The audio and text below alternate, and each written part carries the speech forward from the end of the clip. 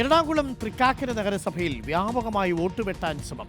അനധികൃതമായി വോട്ടർ പട്ടികയിൽ ഇടം പിടിച്ചെന്ന് കാണിച്ച് 122 പേരുടെ വോട്ട് നീക്കാനാണ് വ്യാജ അപേക്ഷകൾ നൽകിയത്.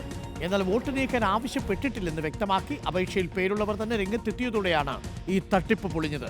ഇതോടെ അപേക്ഷകൾ നഗരസഭകൾ തള്ളി. തണിയിലായിരുന്നു ഞാൻ താമസിച്ചിരുന്നത്, തൃക്കാക്കര നഗരസഭ. ഞാനിപ്പോൾ കുന്നത്തുകാട്ടിലാണ് താമസിക്കുന്നത്. 60 വോട്ടുകൾ, അതേപോലെ വേറൊരാളുടെ പേരിൽ ഒരു 60 വോട്ട്. ഇത് ഇത്രയും മാറ്റിയിട്ടുണ്ട്. നമ്മൾ അറിയാൻ പാടില്ലാത്ത കാര്യം നമ്മൾ ചെയ്തെന്ന് പറയുമ്പോൾ നമുക്കതൊരു ഇതാവില്ല. എന്നിട്ട് ഞാൻ പോയി അവിടെ ഒരു കംപ്ലൈൻറ്റ് എഴുതി കൊടുത്തിട്ടുണ്ട്. ഇന്നലെ പോയി ഞാൻ ചെയ്തിട്ടുണ്ട്. 15 വർഷമായിട്ട് ഞാൻ അവിടെ ഇല്ലയെന്ന് വെച്ചാൽ അവിടെ താമസിക്കുന്നില്ല. ഞാൻ കുറച്ചാൾ വിദേശത്തായിരുന്നു. അപ്പോൾ അത് കഴിഞ്ഞ് വന്നു. ഇപ്പോൾ അതിലൊരു കമ്പനിയിൽ ജോലി ചെയ്യും. ഇങ്ങനെയാണ് സംഭവം നടക്കുന്നത്. അപ്പോൾ എത്രയോ ആൾക്കാർ ഇതുപോലെ ചെയ്യുന്നുണ്ടോ? നമ്മൾ നോർത്ത് ഇന്ത്യയിൽ അങ്ങനെയാണ് വെട്ടിപ്പടന്ന് ഇവിടെ അതൊക്കെ പറയും. പക്ഷേ ഇവിടെ അതിനേക്കാളും കൂടുതൽ നടക്കുന്നതാണ് എൻ്റെ ഒരു കാഴ്ചപ്പാട്. മുബഷീറുണ്ട് കൂടുതൽ വിവരങ്ങളുമായി. മുബഷീർ, ഇത് നേരത്തെ രാഹുൽ ഗാന്ധി സൂചിപ്പിച്ചിരുന്നതാണ്.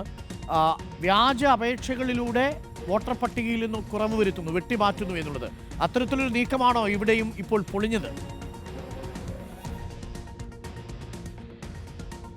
തീർച്ചയായും അരുൺകുമാർ, ഒരു തൃക്കാക്കര മോഡൽ വോട്ട് ചോരി എന്നതിനെ വിശേഷിപ്പിക്കാം. തൃക്കാക്കര നഗരസഭയിലെ 2 വാർഡുകളിലാണ് 120ഓളം ആളുകൾ ആ ഒരു മേഖലയിൽ താമസിക്കുന്നില്ല. അനധികൃതമായിട്ടാണ് വോട്ടർ പട്ടികയിൽ ഇടം പിടിച്ചിരിക്കുന്നതെന്നും കാട്ടി നഗരസഭയ്ക്ക് അത്തരമൊരു പരാതി ലഭിക്കുന്നത്. നഗരസഭ അതുമായി ബന്ധപ്പെട്ട അന്വേഷണം നടത്തുന്നു. അതിനിടയിലാണ് ഈ മേഖലയിൽ തന്നെ താമസിക്കുന്ന ചില ആളുകൾ പരാതിയുമായിട്ട് രംഗത്ത് വരുന്നത്. തങ്ങളുടെ പേരിലാണ് വ്യാജമായി ഇത്തരമൊരു പരാതി പോയിട്ടുള്ളത് എന്നുള്ളതായിരുന്നു നഗരസഭ പിന്നീട് നടത്തിയ അന്വേഷണത്തിൽ കണ്ടെത്തുന്നത്.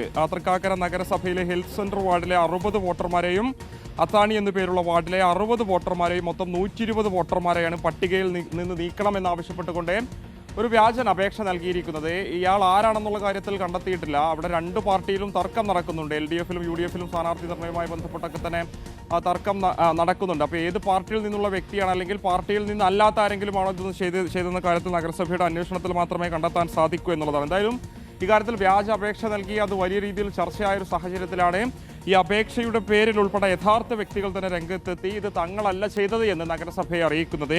അത്തരമൊരു വ്യക്തിയുടെ പ്രതികരണമാണ് നമ്മൾ കണ്ടത്. അവിടെ 15 വർഷമായി താമസിച്ചിരുന്ന, ഇപ്പോൾ അവിടെ പ്രദേശവാസിയല്ലാത്ത ബി രാജേഷ് കുമാർ എന്ന് പറയുന്ന വ്യക്തി വളരെ കൃത്യമായി പറയുന്നുണ്ട്. നോർത്ത് ഇന്ത്യയിലൊക്കെ തന്നെ ഇത്തരം സംഭവങ്ങൾ കേട്ടിട്ടുണ്ട്. കേരളത്തിൽ ആദ്യമായിട്ടാണ് ഇത്തരം സംഭവം കേൾക്കുന്നത്. ശരി, thank you Mubasheer, thank you. പ്രിയപ്പെട്ട പ്രേക്ഷകരെ, നിങ്ങളുടെയൊക്കെ വോട്ടർ പട്ടികയിൽ നിങ്ങളുടെയൊക്കെ പേരുണ്ടോ എന്ന് ഉറപ്പിച്ചോളൂ.